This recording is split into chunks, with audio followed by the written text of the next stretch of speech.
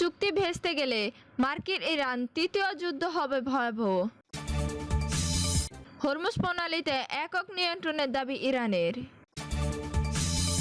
যুক্তরাষ্ট্রের স্বাধীনতা দিবসে নিউ ইয়র্কে 4 শিশুসহ গুলিবিদ্ধ 8 জন। খামেনির জানাজায় ইমামতি করাকে এই আয়াতুল্লাহ জাফর সোবহানি। হরমুজে ফি নেবে ইরান, বন্ধু দেশ পাবে বিশেষ সুবিধা। তেহরানে আয়াতুল্লাহ আলী খামেনির জানাজা অনুষ্ঠিত। দর্শক, এতক্ষণ শুনছিলেন সংবাদ শিরোনাম, এখন জানিয়ে দেব বিস্তারিত সংবাদ। তার আগে অনুরোধ থাকবে, এই ভিডিওটি দেখতে দেখতে সাবস্ক্রাইব করে রাখুন এবং লাইক দিন ও কমেন্ট করে জানিয়ে দিন বাংলাদেশের কোন জেলা থেকে এই সংবাদ শুনছেন এবং চুক্তি ভেস্তে গেলে মার্কিন ইরান তৃতীয় যুদ্ধ হবে ভয়াবহ।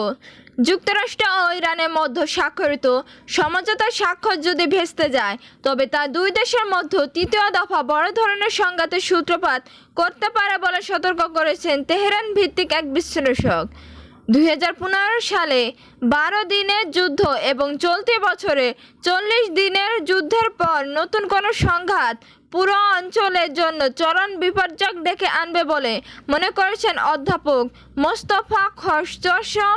এ বিষয়ে বলেন, যুক্তরাষ্ট্র যদি এই সমঝোতার স্বাক্ষরকে শর্তাবলী মেনে না চলে, তবে আমাদের তৃতীয় একটি যুদ্ধ প্রত্যক্ষ করতে হবে।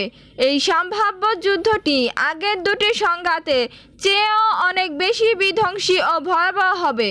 চলতি বছরের যুদ্ধটি গত বছরের তুলনায় অনেক বেশি জোরালো ছিল উল্লেখ করে এই বিশ্লেষক সতর্ক করেন যে পরবর্তী সংঘাত কেবল ইরান বা যুক্তরাষ্ট্রের জন্যই নয়, বরং সমগ্র অঞ্চলের জন্য মারাত্মক বিপর্যয় নিয়ে আসবে।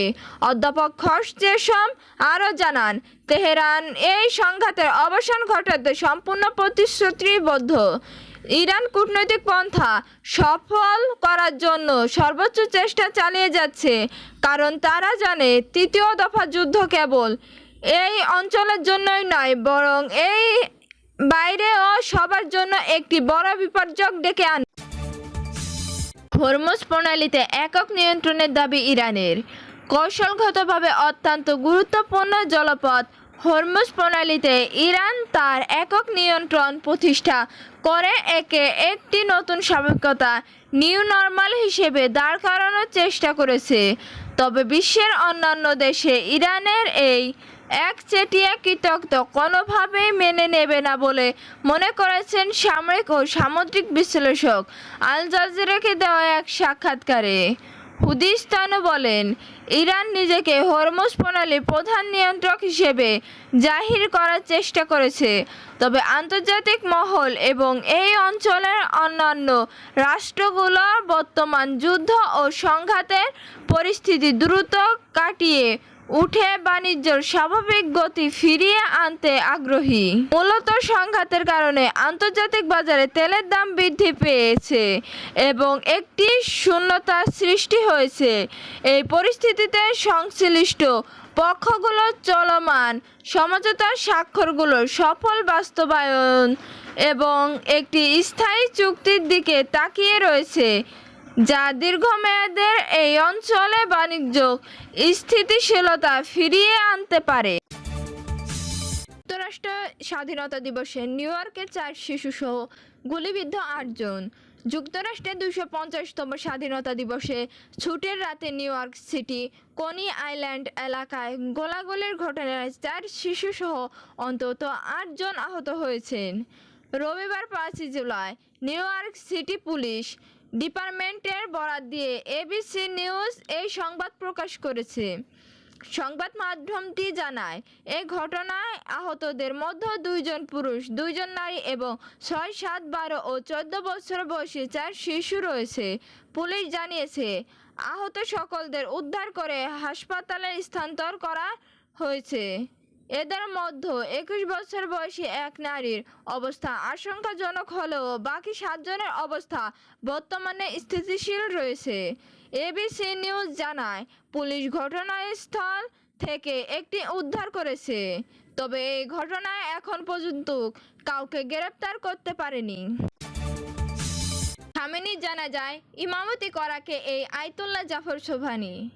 ইরানের প্রায় সর্বোচ্চ নেতা আয়াতুল্লাহ আলী খামেনি ও তার পরিবারের 4 সদস্য প্রথম জানাজা রবিবার 5 জুলাই তেহরানে গ্র্যান্ড মাসালায় অনুষ্ঠিত হয়েছে।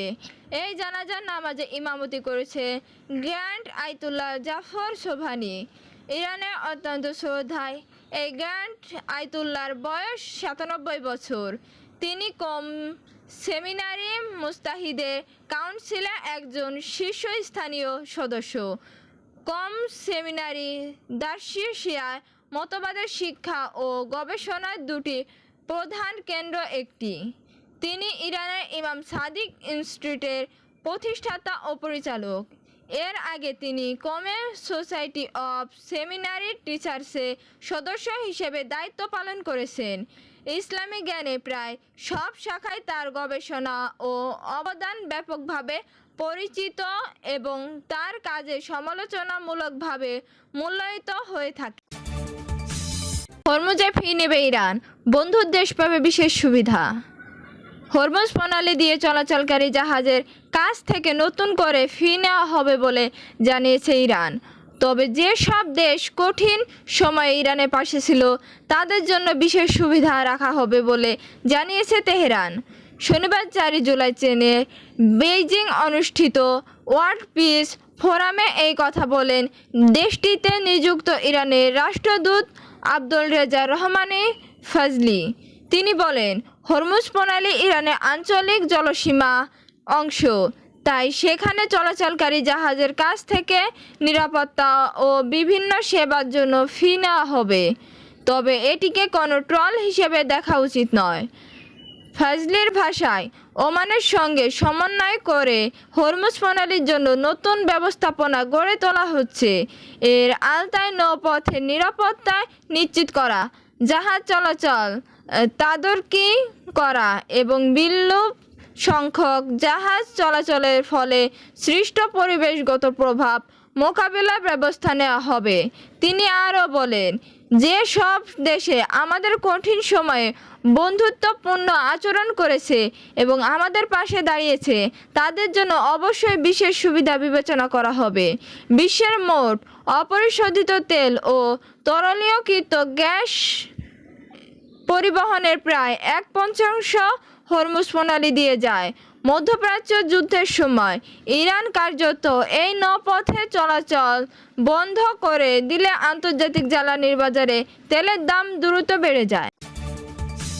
তেহরানে আয়াতুল্লাহ আলী খামেনি জানাজা অনুষ্ঠিত। ইরানের প্রায় সর্বোচ্চ নেতা আয়াতুল্লাহ আলী খামেনির জানাজার নামাজ অনুষ্ঠিত হয়েছে। একই সঙ্গে তার পরিবারের আরও 4 সদস্যের জানাজার নামাজও আদায় করা হয়। তেহরানে ইমাম খামেনির গ্র্যান্ড মাসালায় সকাল 8টায়, বাংলাদেশের সময় 10:30টায় আয়াতুল্লাহ আলী খামেনির ও তার পরিবারের সদস্যদের জানাজা অনুষ্ঠিত হয়। শিয়া ধর্মীয় নেতা জাফর সোবহানি জানাজার নামাজের ইমামতি করেন। ইরানের আধা সরকারি সংবাদ সংস্থা তাসনিমের খবরে বলা হয়, জানাজার নামাজ শুরু কয়েক ঘন্টা আগে মুসল্লায় প্রধান প্রাণাঙ্গ মানুষের ভিড়ে পূর্ণ হয়ে যায়। জানাজার নামাজ 3 ধাপে অনুষ্ঠিত হয়। প্রথম ধাপে আয়াতুল্লাহ খামেনির জন্য জানাজার নামাজ আদায় করা হয়। দ্বিতীয় ধাপে তার পরিবারের জন্য জানাজার নামাজ অনুষ্ঠিত হয়। তৃতীয় ধাপে তার নাতনির জানাজার নামাজ আদায় করা হয়। আয়াতুল্লাহ আলী খামেনি নিহত হওয়ার 4 মাসেরও বেশি সময় পর দেশটিতে তার জন্য 9 দিনের রাষ্ট্রীয় শোক পালন ও শেষ বিদায় শোভাযাত্রা ঘোষণা করা হয়। শুক্রবার থেকে তেহরানের গ্র্যান্ড মাসালায় সাবেক এই আয়াতুল্লাহর মরদেহ সর্বসাধারণে শ্রদ্ধা নিবেদনের জন্য রাখা হয়।